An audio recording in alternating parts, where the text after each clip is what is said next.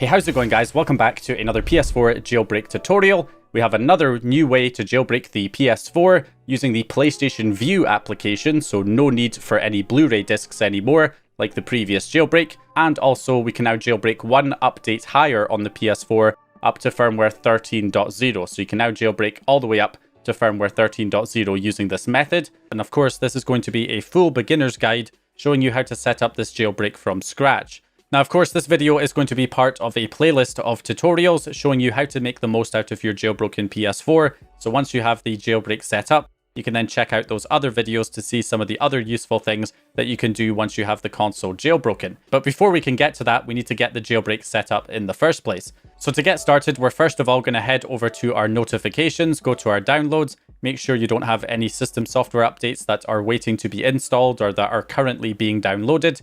If you do, press the options button over them and select them to delete and get rid of that system software update so it does not get installed.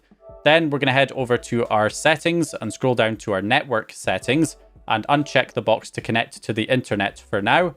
Then if we scroll down to our system option and then go to automatic downloads and make sure all of these boxes are unchecked in automatic downloads. Then we can head to our system information to check our system software version, which is your firmware version. So you can see I'm currently on firmware 12.52. So this jailbreak supports firmwares from 7.00 right the way up to 13.00 and any firmware version in between. So 12.52, of course, is compatible, as well as 13.0 being the highest firmware that is jailbreakable with this jailbreak. Now, you can update your firmware to a specific version with a USB drive. You can update to 13.0 if you want, but it's not actually recommended to update using this jailbreak because this jailbreak is actually more stable on lower firmwares than it is on higher firmwares. So generally better to stay on whatever firmware you're currently on. If you really want to update to 13.0, the highest jailbreakable firmware, I'll leave a link in the video description to a video that shows you how you can update your firmware to a specific version. As long as you're on a firmware between 7.0 and 13.0, you will be able to run this jailbreak. So anyway, that's the main preamble out of the way. So let's go ahead and get into the actual setup here. So in order to set up this jailbreak on a console that has not had a jailbreak on it before, you are going to need to restore a backup file that contains the application for the jailbreak as well as the jailbreak itself all set up for you. So you restore a backup file that contains that information. The problem is when you restore somebody else's backup file onto your console, it does reset your console. So you lose your installed save data, your installed applications, and any other information that you have on your console. So you're going to want to make your own backup of your own console first.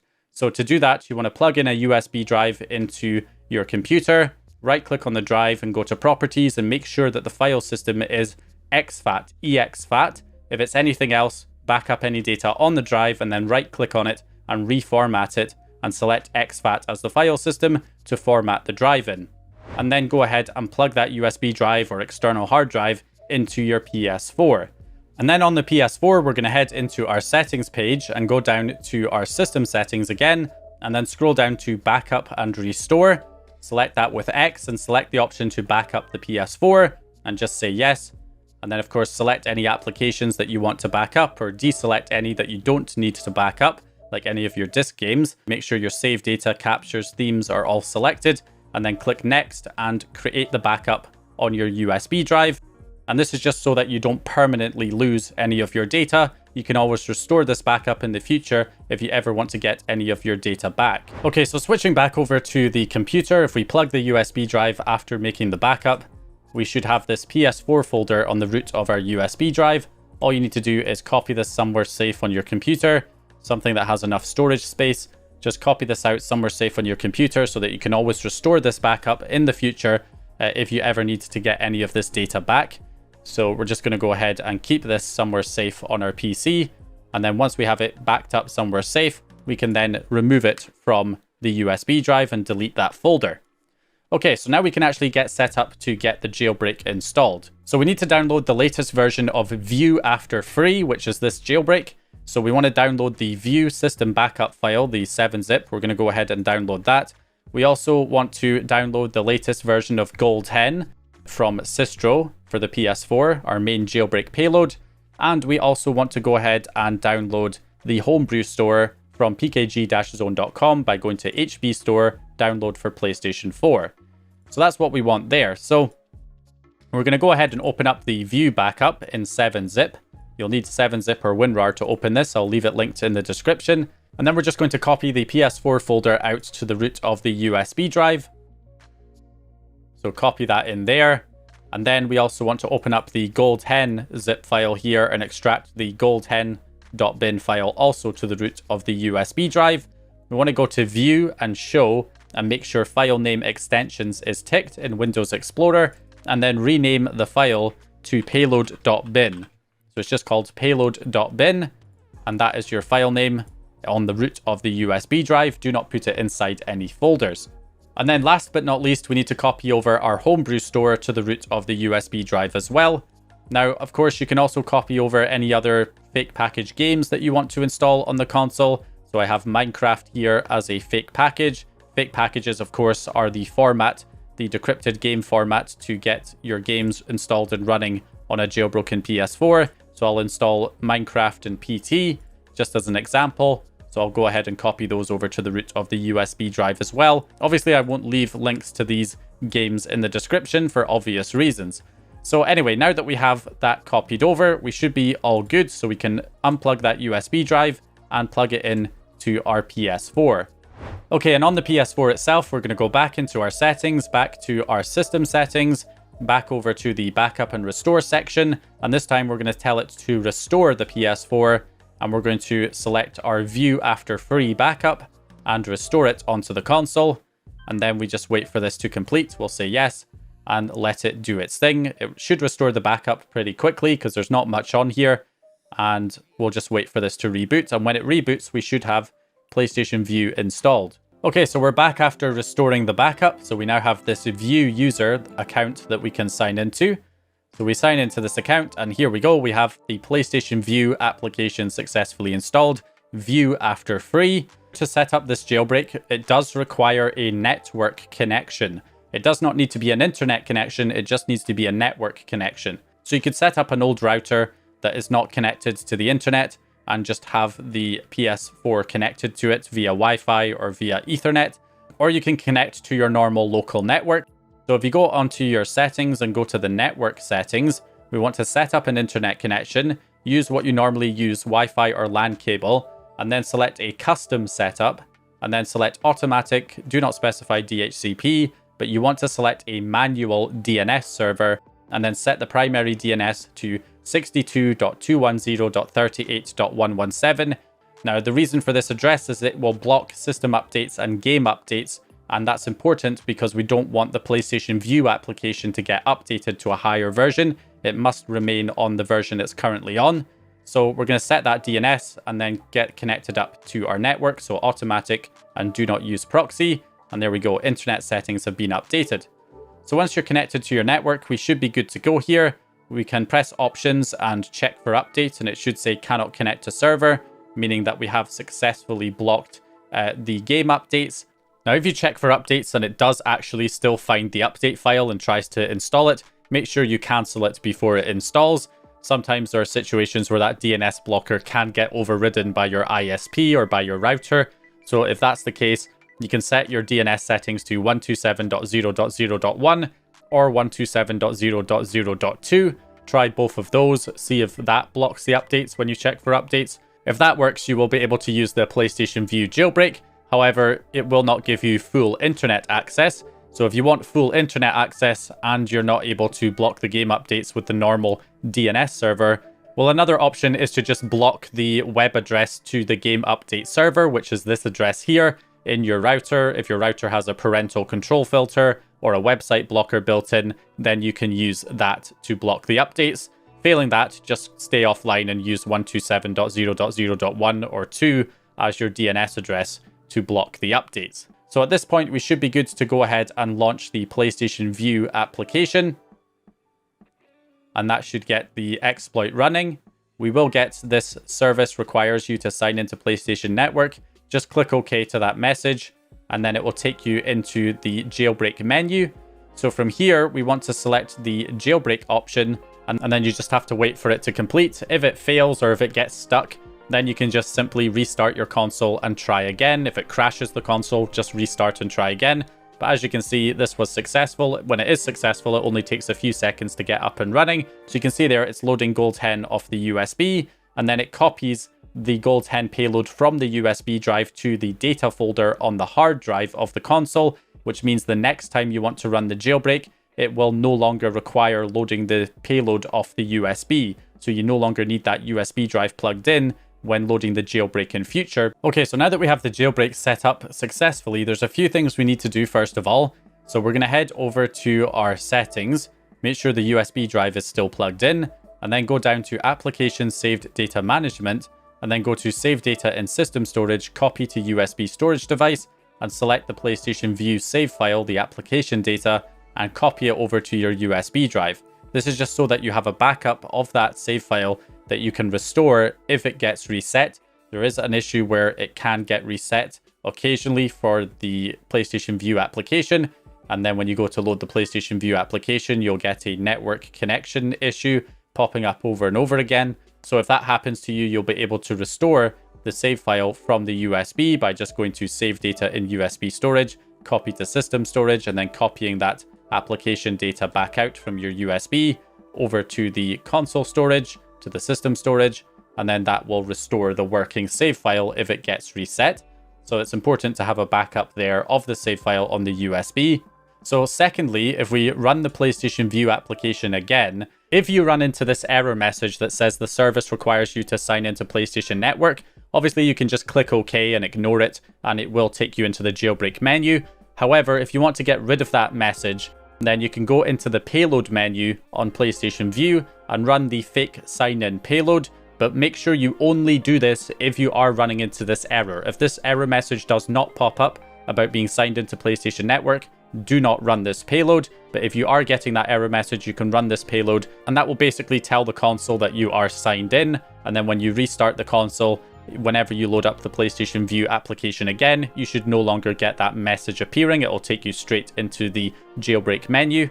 So now we can head back from the payload menu back into the main jailbreak menu, and then we can also configure the jailbreak for the next time we load it, so we can have it auto load the next time we load the jailbreak to get it to load faster. So if we go into the config section, if you're on a firmware 12.02 or lower, so if your system software version is 12.02 or below, then you want to say auto load lapse, and then auto close, and then change the jailbreak behavior to lapse. So press X to change it to lapse. That's how you want to have things set up if you are using the lapse exploit on firmware 12.02 or below. If you're on a firmware like 12.50, 12.52, or 13.0, in that case, you'll have to change it to auto poop, and then also have auto close enabled, and change the jailbreak behavior to net control, and then go back, and you are all good. We can now exit out of this menu. So the next time we load the PlayStation Vue application, it will just automatically run the jailbreak. So now that we have our connection and we're all up and running, if we go into the GoldHEN menu that appears when you run GoldHEN, we have the debug settings and the package installer, and this will allow you to install all of your applications and games that we put on the USB drive. You can just hit install all, and it will install all of them onto the console. So this is the equivalent of, side-loading APK files on an Android device, except for the PS4, it's PKG files instead of APK files, but it's the same idea. We just sideload them using a USB drive, using the package installer, and that will get everything installed there. So our Minecraft, our PT, and our Homebrew store will all be installed. So we just wait a few seconds, and there we go. It's now ready to use, and we have all of them on here. So the Homebrew store can be used to download other Homebrew applications. And then, of course, we've got Minecraft. So all of these are fake package games that we can run. And with the jailbreak running, it will allow us to launch those games. So that's what we've got there. So let's check out all of the GoldHEN options that you have once you have your console jailbroken. So of course, we have the debug settings. You can enable the full debug menu in here if you want, but it's not really required. We've also got the cheat settings. So with the cheat settings, you can show title ID for title ID and app version. If you enable this option, it will show the game ID, the title ID, and the version that the application is running. just on the home screen there, which is quite handy, but it can slow down the menu if you have a lot of applications installed. So bear that in mind. We can also update the cheat archive over the internet here by selecting Update Cheat Archive, and that will get the latest cheats installed for your games. So all of the cheats that are available will be installed. There we go, cheats updated. Then we have the plugin settings. So we can enable the plugins loader. We can also download all the latest plugins by selecting the option here to update the plugin archive. Once the plugins are updated, we can then enable the game patch plugin and also update the patch archive, which will allow you to apply game patches to your games, which we will go over as well. So there we go, updating the patches. Patches are now updated, and that basically gets GoldHEN fully configured. We also have the game overlay settings. So game overlay settings allows you to enable an FPS counter for your games to show your frame rates. You can also enable system information overlays to show your CPU usage, RAM usage, temperatures, and IP address. But I normally leave that off, but that's up to you, of course. And then you can also change the position of those overlays and the color, and also enable scan lines for your retro games if you wish. So that's one option there. We also have the server settings where we can enable an FTP server so we can remotely access the file system of the console from another device on the network. Definitely a handy thing to have enabled. And also the payload server so we can also remotely send payloads to execute on the console as well from another device. Definitely handy. The Klog server is something that I would only recommend messing with if you are a tester or developer. And then also we have the regular settings. Again, I would leave these as default, but you do have the date and time options. So if your clock is out of sync on the console, you can update the date and time to update the clock to the correct date and time over the internet, and also enable that every time you load the jailbreak. So every time GoldHEN is loaded, it will automatically sync the clock for you. So you have those options there. So that's your main GoldHEN settings. So just to give you guys an example of why it's a good idea to get GoldHEN fully set up and updated with the plugins enabled, is that you can do a lot of things with your games when you have GoldHEN fully configured. For instance, before we launch a game like Bloodborne here, we can press the options button and we have the ability to go to the GoldHEN patch menu. And from here, we can apply different patches to the game. For instance, skip intros to get into the game faster. We can enable the 60 FPS patch for Bloodborne, lower the resolution to 720p to hit higher frame rates.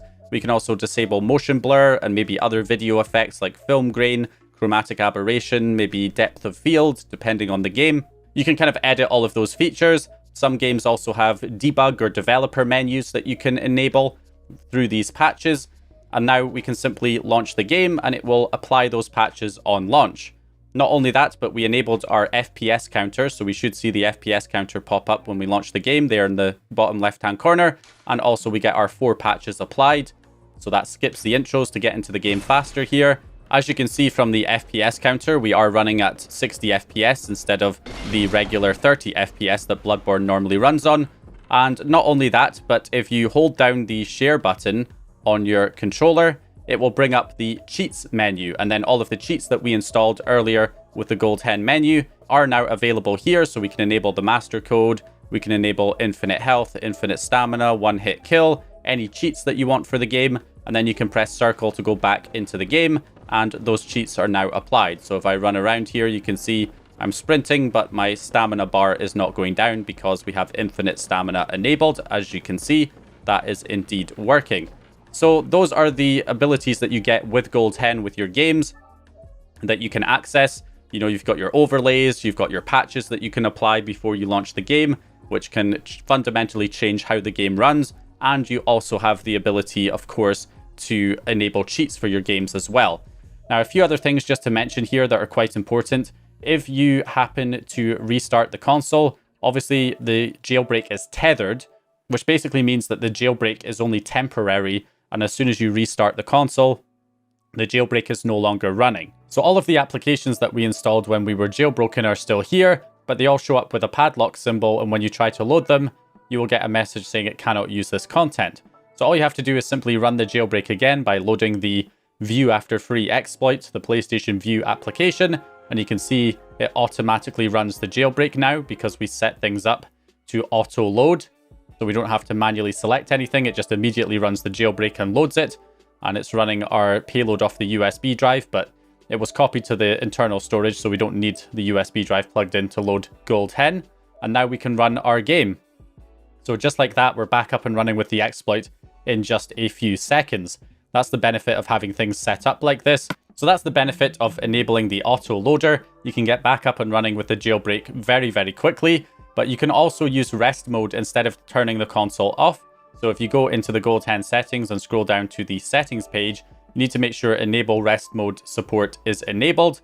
And with that enabled, you can simply put the console into rest mode instead of turning the console off. And then when you recover from rest mode, the jailbreak will still be running so that you do not have to rerun the jailbreak when you reboot the console. So that is another option, but it really only takes a few seconds to get back up and running when you reload the jailbreak to be able to run your homebrew applications and installed games.